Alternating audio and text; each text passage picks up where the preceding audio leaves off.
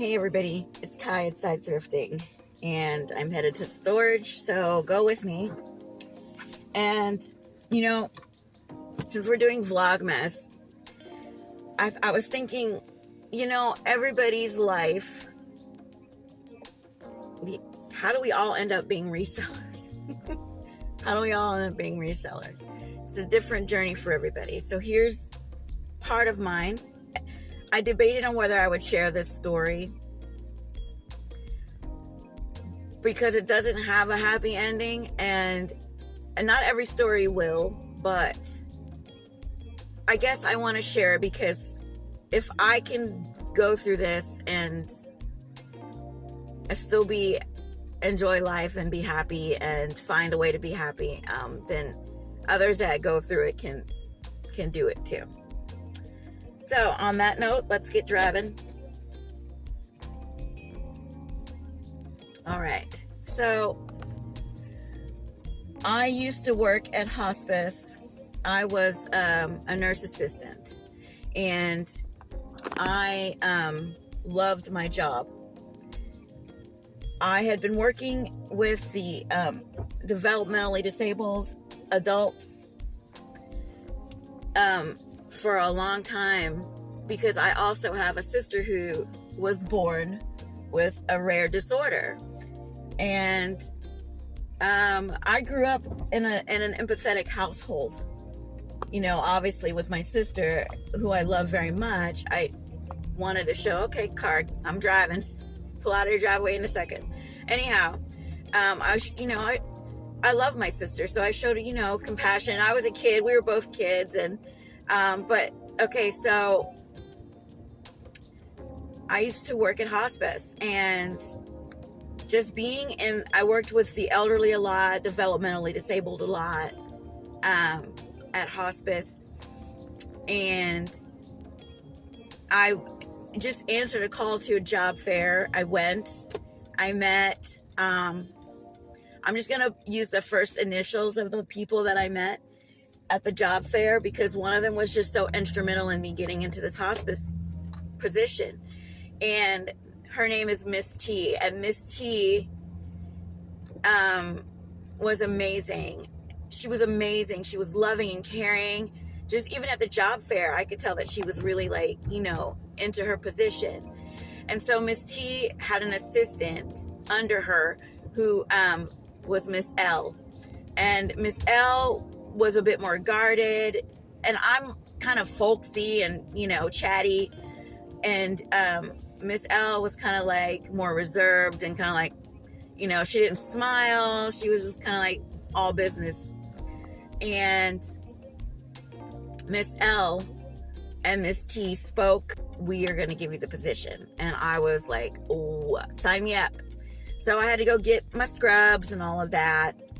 And I was so excited. And not to mention, I was excited because I was working third shift, it's funny because my mom worked third shift at a nursing home. So it's kind of generation thing. Anyhow, I liked working third shift. So I worked there, and over time, I met some really wonderful people. The hospital that I worked for was part of a large hospital company or corporation or group. And I was given the papers by another staff there. I said, look, you have what it takes to become an RN. You should do that. And at first I was like, so I talked it over with my mom, and my mom was like, I've been telling you to go be an RN, and here it is in the palm of your hand. Take it, go get it. And I was excited. So I filled out my paperwork, and I would have an immediate employer because I was already working for the company.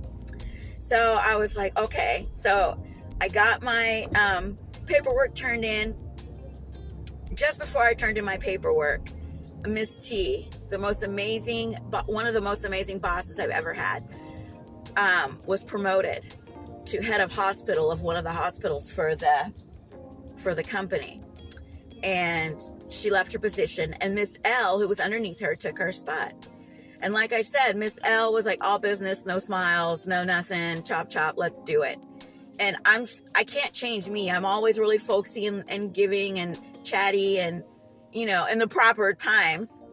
So I tried to, you know, just talk with Miss L and, you know, get to know her a little bit better. But Miss L was not having it. So I got pregnant, which was not a problem. The problem with the getting pregnant was, I'm extremely sick for 3 months right off the bat. So I have that extreme nausea 24/7. So I went from full-time to part-time so I could manage my sickness and be able to mentally prepare to go to work, while I was still, you know, in my first trimester. So I call off from work on a Friday evening. And this was before it was popular to have a cell phone as your main phone. But I was doing that back in 2002. And everyone was like, you don't have a regular phone number? I was like, no, I use my cell phone because it's with me all the time. I can get your calls. So my phone number was put down on all of my paperwork and everything like that. And then I changed my phone number with hospice, let them know, hey, I'm not using a landline. I'm using my cell phone so you can get a hold of me. Sounds very common now, but it wasn't then. So Miss L takes over and Miss T is promoted and I am going to become a nurse. And I called off on a Friday because I was just vomiting. I was too sick. So I left a message because Miss L, you had to contact Miss L directly. I contacted Miss L. I left a message. Miss L called me back, but I missed the call. So I called her back. And then she ended up calling me back and saying, I'm sorry that I wasn't there to pick up the call that you called. But I got your message, so no worries. We'll see you on Monday, which is my next scheduled day. So Monday comes around. I go and check my mail. I was renting a house, this huge house, for $425 a month. It was huge. 3 levels, attic, all that. Anyhow, so I go get my mail on Monday and I open this letter from my work. I'm like, okay, what is this? I was terminated. And the reason for terminating me was that I didn't call. I was a no call, no show on Friday. So this letter was sent out the day after. So this letter was sent out Saturday. And they said that I didn't call on Friday to report my absence. And I told you the story about Miss L. Losing that job sealed my fate as far as becoming a nurse. Okay, before you say yes, you can still become a nurse. I'm a widow now. My daughter's 18. Things that would have changed our lives. That was it. Again, back then, the avenues of doing it without money and having your employer pay your nursing bills and all of that, or your nursing school bills, was like, no one would ever turn that down. And my life, part of me died that day that I got that letter. Part of me was like, I'm never gonna become anything. I'm never gonna be a nurse. I'm never gonna be a nurse. So here's time for unemployment, right? I go to my unemployment hearing. Miss L is there with the hospital or hospice attorney. There's a moderator there, and then there's me. And I've told this story to people over the years, and it's such a movie. It's like a little SNL skit or something. I'm almost at storage. And actually, I'm in storage. I've just got to make a turn. So I'm at my hearing, my unemployment hearing. My husband is in the hall, and he's like, you got this, you got this. He helped me prepare everything I needed to do. And I go in to the meeting, and I am hearing all of this absolute 100% bullcrap about, you know, my performance, how I've been reprimanded, which, no, I've never been reprimanded at any of my jobs. As a matter of fact, usually people will say, you know, you need to look at becoming management or doing better. So she showed up. She's talking about, and I explained it to the moderator. I'm looking this way because I sat here, and the opposing party was there, and the moderator was on this side of me. I feel like I'm back in that room. So I look over at the moderator, and I said, I did call off on the Friday in question that they're saying I didn't call off on. Now, in my hand were copies. Again, back then, cell phones as a main phone was insane. So I took my Sprint bill and looked at the call log and made sure all the phone numbers were there. And I made copies of that. My husband made copies for me. And he's like, look, you give everybody a copy of this, and you don't have to say anything except the more important stuff. So here's what I did. I said, look, can you please, I asked Miss L directly. I said, Miss L, can you please tell me what the phone number is for us to call in if we are going to have an absence? And she said the phone number, blah, blah, blah, blah, blah, blah, blah, blah, blah, blah, blah, blah. And I said, okay, can you please show me on this highlighted date, because on your papers, I highlighted it. Can you please show me on this highlight what phone number it is that was an outgoing call on Friday, the whatever day that you said I didn't call? Yes, the phone number you called is blah, blah, blah, blah, blah, blah, blah, blah, blah, blah, blah, blah. The same number, of course, that she just said was the number that you call when you're going to report an absence.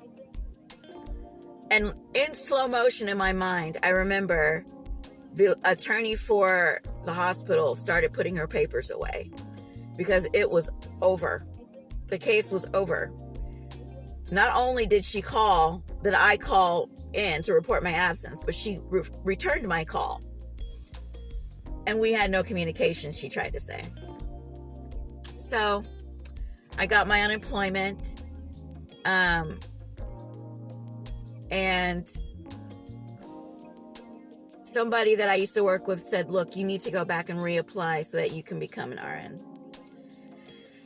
And I had a few attempts to go and reapply for the position because the position I had was still available.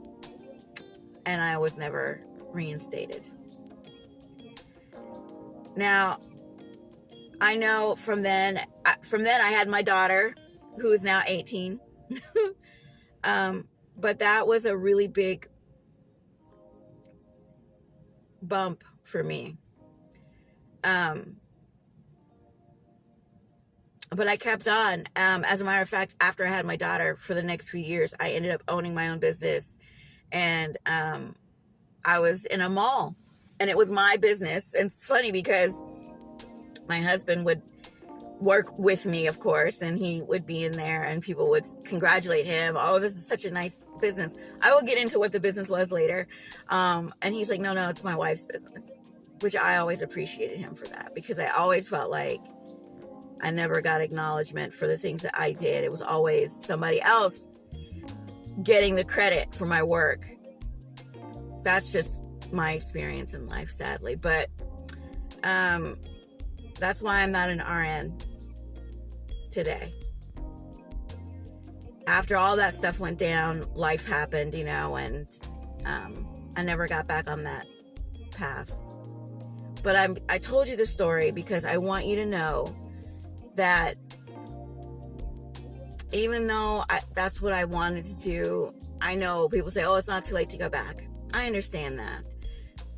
Situations and circumstances are different now, which don't allow me to do that. And this is not new, and it's not original, and it doesn't I'm not the only one it's happened to. But I try to make lemonade out of lemons and move on with my life. But I you know, and in all honesty, it was painful, and it still is. It still is. But did it make me a better person? I guess what it did do is make me be able to know what it's like to persevere, to go on without just to keep going, to persevere, to keep going. That I can say that's the definitive lesson from that, to just keep going. And my heart's still broken from that, because I feel like my life would have been so much different had she not lied. Had she not lied. You know, Miss L and I never got along, and here's where she made a dumb mistake. If by chance she really wanted to fire me for whatever reason she didn't like me, why pick a topic where she had no ground to stand on? Maybe she thought I didn't have the proof, but I did. And change my future. So that's my story. Yeah, it definitely taught me to persevere and to be flexible. I learned how to be flexible a long time ago. And I'm not talking about physically flexible. I'm talking about mentally flexible. I'm here at storage right now, and always in the back of my head, I'm worried with my car not acting the way she should. Am I going to lose my car at any moment? Because there was a situation where I was driving and my car broke in the middle of a snowstorm, and I never saw that car again. Okay, so this was like in the early 2000s. I was driving from Kentucky to Michigan up I-75 in one of the worst snowstorms. My car broke down somewhere near Akron, and my husband/boyfriend at the time came and got me. A couple times, actually. It happened twice in a snowstorm. My car broke, and I never saw those cars again. So, just persevere, to keep going. That is a lesson from my life. Whew. So, I'm going to go in here and get this storage stuff taken care of. I got a couple of things I got to grab, and I'm going to ship them. Merry Vlogmas. Oh my! You can tell which finger I use the most, because that's the one where the nail polish came off. It's like, okay. This is Kai at Side Thrifting. Thank you for joining me. If you've made it this far, I appreciate it. Perseverance. Perseverance. I'll see you next time.